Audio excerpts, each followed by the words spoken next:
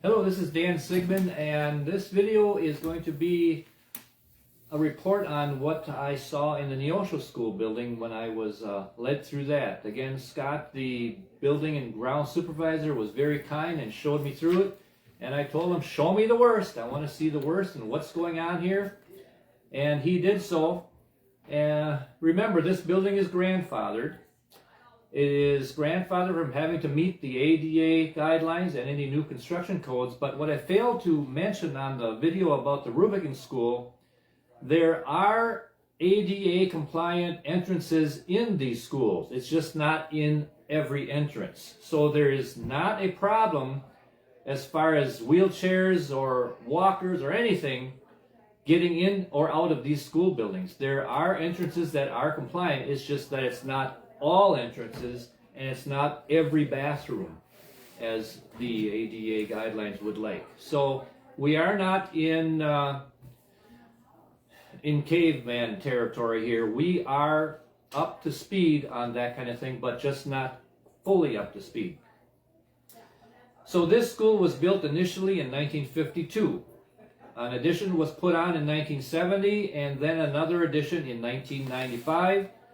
And all in all, this building is solid, but it needs maintenance. And it almost, as I went through it, looked like it's been a little neglected. I don't know if there was a reason why they didn't keep up with things, but if you start backing off on maintenance on whether it be your vehicle or your house or your business, you start getting behind. So I think that this building is solid yet, but we need to be a little more aggressive on keeping it up to speed.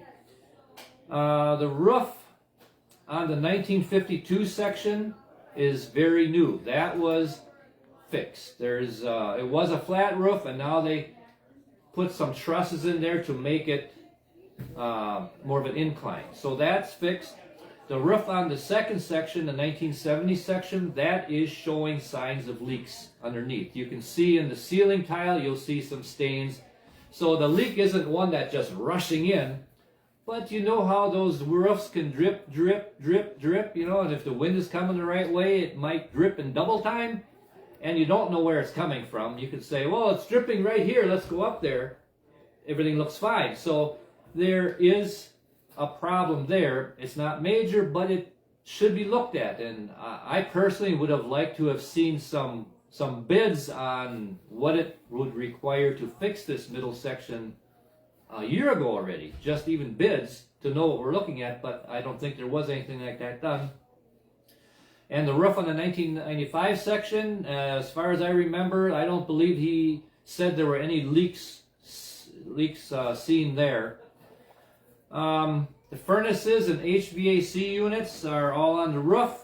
All are working very good. There was one that was giving a problem, but that was replaced in the last few years with COVID money. So that was taken care of. The septic system is working, but I couldn't get details on it.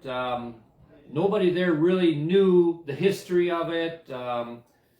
Some lines, evidently, they said may need some maintenance out somewhere, but what I did see is where the septic lines are exposed in a little chunk of basement that the school does have. There, the lines do need some attention. And in the original school building, there was a crawl space. A crawl space was around the inside perimeter of the building under the floor. So around the whole outside of the building, beneath the floor, was a 3-foot by 4-foot crawl space. And that's where the heating lines went for radiators back then in 1952. Well, that obviously isn't operational anymore. A lot of those heating lines are still sitting there, but they're not being used. But a lot of the septic lines that are in there or going to there, you can see that it's time to put some PVC in there. So you just got to get in there and do it sometime, and it doesn't cost an arm and a leg. But I think that is something that should be done, and I saw. The floors in the building, obviously the older floors are still in good shape, except where it goes over that cubby hole. It wasn't that interesting where it goes over that crawl space. There the floor was a little cracked up. But that's the only spot that was shown to me that there was a rough spot. We went through the kitchen. It's older, but it's in good shape yet. Good condition. One exterior wall is drafty. The windows are old. It's probably in the old section of the building. Especially if there's a cold wind, you know how that can be. You can feel that little bit of a draft. So that's all I found with the building itself and the structure. It's older. It requires some maintenance on the roof. It requires some maintenance in the plumbing. There's one section where the blacktop angles towards the building a little bit too much, and if there's a lot of rain, it might pool against the building. There could probably be something simple done there to keep that from happening. I think there are options here that were not looked at. It's not unsafe for students at all. There's teaching going on there every day yet. It's fit to use. It's grandfathered yet. I believe that if it was falling apart, it'd be one thing. But it isn't falling apart. And it is a big part of the community over there in the village of Neosho. If the school is gone, it's going to change that whole village. So I think it's worth a little more consideration here if this is really the direction that we want to go in this school district. Let's get some more ideas on what to do here. So that's what I saw in the Neosho building.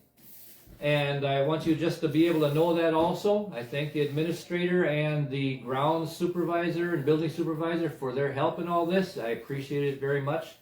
And we will keep in touch. Thank you.